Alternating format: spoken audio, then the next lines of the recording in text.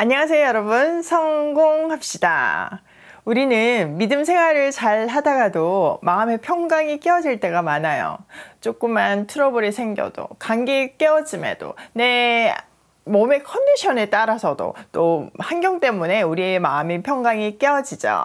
그런데 지금 이 요한계시록을 받고 있는 1세기 성도들은요, 우리의 환경하고는 완전 다른 생명의 위협을 받고 있는 상황이에요. 그들에게 요한은 평강을 유지하는 방법을 알려주는데요. 한번 본문에 들어가서 보도록 할게요. 자, 오늘 볼 4절과 5절은요, 성부 하나님, 성령 하나님, 그리고 성자 예수님이 동시에 등장하는 아주 귀한 본문이에요. 요한이 본 이 하나님의 모습을 우리도 보면 좋겠어요. 자, 4절. 요한은 아시아에 있는 7 교회에 편지하노니 이제도 계시고 전에도 계셨고 장차 오실 이와 그의 보좌 앞에 있는 7 영가. 자, 이 요한계시록은요, 사도 요한이 아시아에 있는 7 교회, 지금의 터키 지역에 있는 7 교회에 편지를 보낸다고 편지를 받는 수신자를 명확하게 밝히고 있어요. 이 7 교회가 의미하는 것이 무엇일까요? 우리가 요한계시록을 시작하면서 여러 가지 상징과 여러 가지 숫자와 표현들이 나온다고 했죠. 그래서 이 7 교회라는 숫자는요, 그냥 곧이곧대로 7 교회만 말하는 것은 아니에요. 7이라는 숫자는요, 성경에서 자주 등장하는 완전수이면서 충족의 수이기도 해요.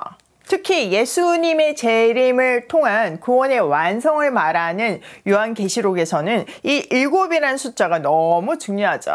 어느 정도 주제어 역할을 하죠. 그러니까 지금 여기서 등장하는 7 교회는요, 그 당시 실제 존재했던, 역사 속에서 있었던 7 교회를 얘기하기도 하고요. 동시에 모든 세대의 교회를 포함하고 있어요. 즉, 이 편지는 당시 시대를 대표하는 7 교회뿐만 아니라 오고 오는 모든 교회에 주는 메시지라는 뜻이죠. 자, 그 다음을 보면 이제도 계시고 전에도 계셨고 장차 오실 이라고 표현하고 있는데요. 이분은 누구일까요? 네, 맞아요. 성부 하나님이세요. 이것은 출애굽기 3장 14절에 나는 스스로 있는 자이다 라고 모세에게 자기를 소개하신 그 이름에 근거한 하나님을 말하는 표현이에요.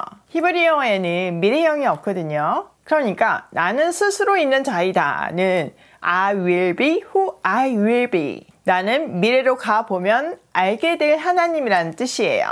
우리도 그렇잖아요. 우리가 하나님을 아는 순간이 있지만 그냥 그게 끝이 아니라 시간이 가면 갈수록 더 하나님을 알게 되잖아요. 그런 하나님이란 뜻이죠. 그러니까 이 하나님은요, 영원부터 영원까지 계시는 하나님이란 뜻이죠. 자, 그 다음 표현을 보면요, 그의 보좌 앞에 있는 7 영가 이렇게 되어 있어요. 이 7 영은 누구일까요? 네, 맞아요. 성령 하나님이에요. 이 구절을 근거로 해서 수많은 이단들이 일어났죠. 그런데 우리가 7 영이 성령 하나님이라고 볼 수밖에 없는 것은 구약 성경의 근거에서예요. 이사야 11장 1절에서부터 2절 말씀을 보면요, 이새의 줄기에서 한 싹이 나며 그 뿌리에서 한 가지가 나서 결실할 것이요 그의 위에 여호와의 영, 곧 지혜와 총명의 영이요 모략과 재능의 영이요 지식과 여호와를 경외하는 영이 강림하시리니. 이 구절에 근거한 거예요. 자, 이새의 줄기에서 한 싹이 난대요. 누구를 얘기해요? 예수님이에요. 이새는 다윗의 아버지고 예수님은 다윗의 후손으로 오시잖아요. 그래서 이새의 줄기에서 난 한 싹은 예수님이에요. 이것은 오실 메시아에 대한 예언이죠. 이사야 선지자는요, 이 오실 메시아 위에 강림하게 될 여호와의 영에 대해서 얘기하고 있는데요. 그 영을 7가지 단어로 표현하고 있어요. 여호와의 영, 지혜, 총명, 모략, 재능, 지식, 여호와를 경외하는 영. 이렇게 7가지로 성령을 묘사하고 있죠. 우린 이 구절에 근거해서 7 영이 성령이라는 것을 알 수 있어요.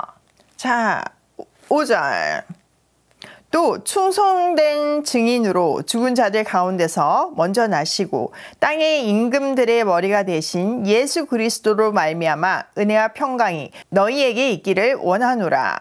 우리를 사랑하사 그의 피로 우리 죄에서 우리를 해방하시고. 누구에 대한 표현인가요? 네, 맞아요. 예수님이에요. 우선 그분은요, 충성된 증인이세요. 증인의 역할을 본 것을 말하는 역할이죠. 그러니까 하나님이 하신 일에 대해서 충실하게 증거하시는 분이, 그 증인이 바로 예수님이라는 거예요.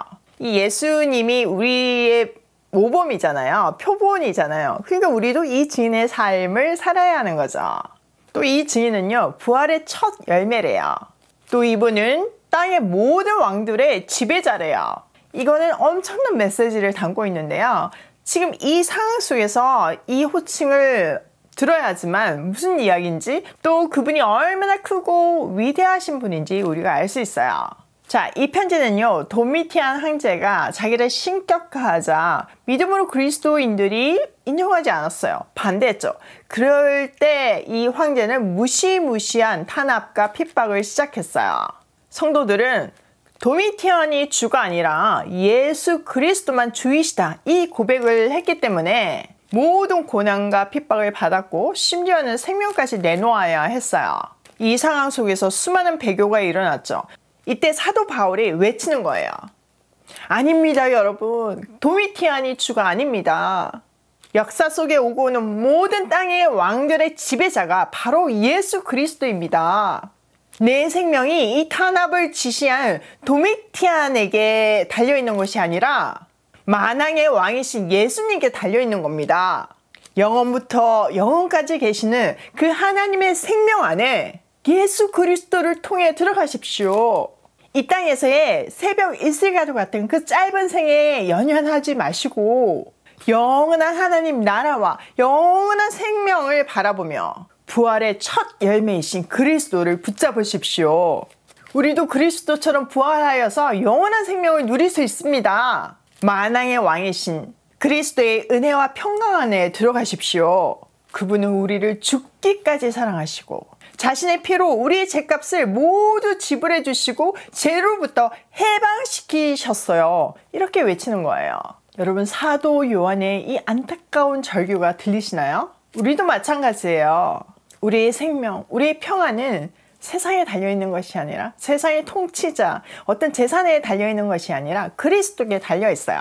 또 우리가 여기서 유의해야 되는 것은 로마의 평화예요. 당시 팍스 로마는 로마가 주는 평화를 외쳤어요. 그런데 이 평화는 힘과 무력이 전제된 가짜 평화였죠. 이것은 언제나 깨어질 수 있는 평화였어요. 그런데 사도 요한은 그리스도가 내려주시는 은혜와 평화 가운데 들어가래요. 이 그리스도가 주시는 평화는요, 조건이 필요하지 않아요. 위에서 내려주시는 평화죠. 우리가 그리스도 안에 있기만 하면 내려주시는, 절대 깨어지지 않는 평화예요. 돈, 명예, 지위, 건강, 우리가 중요하게 생각하는 그 모든 것들이 이 평화를 깨트릴 수 없어요. 우리를 죽기까지 사랑하시는 그리스도의 절대적이고 영원한 사랑에서 끊어낼 수 있는 것은 아무것도 없어요. 그러므로 우리는 그리스도 안에 머물러야 하는 거죠.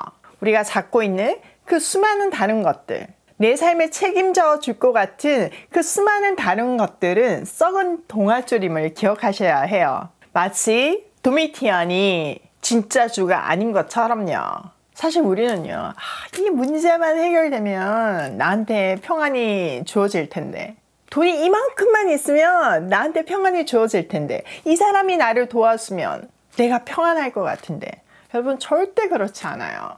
우리 삶의 주권이 하나님께 있음을 고백하며 모든 것을, 우리 인생을 주께 맡길 때 우리는 진정한 평안을 누릴 수 있어요.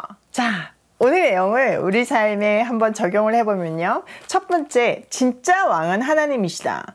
여러분, 도미티안도 진짜 왕이 아니었고요. 그 세상의 그 어떤 위대한 왕도 진짜 왕이 아니에요. 우리가 세상 말로 줄을 잘 서야 된다, 이 얘기를 하잖아요. 맞아요. 줄 잘 서야 돼요. 썩은 동아줄인 그 세상의 권력 이런 것들이 아닌 예수 그리스도, 이 절대적이고 영원하신 분께 우리 삶을 맡길 때 우리는 진정한 행복 안에서 영원한 생명을 누릴 수 있어요. 두 번째, 우리가 누리는 평안은 조건이 필요 없다.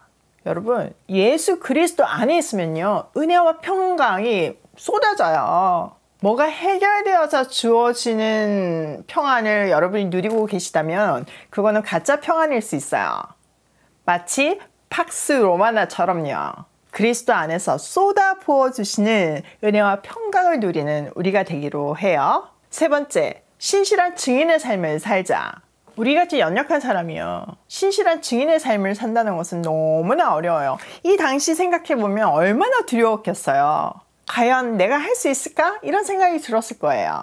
그런 그들에게 사도 요한은 우리의 연약함에도 불구하고 하나님은 반드시 구원을 완성하신다는 것을 보여주는 것이 바로 이 요한계시록이에요. 먼저 신실한 증인의 삶을 사신 예수님이 우리 삶의 본이 되어 주시기 때문에 우리도 신실한 증인의 삶을 완주할 수 있어요.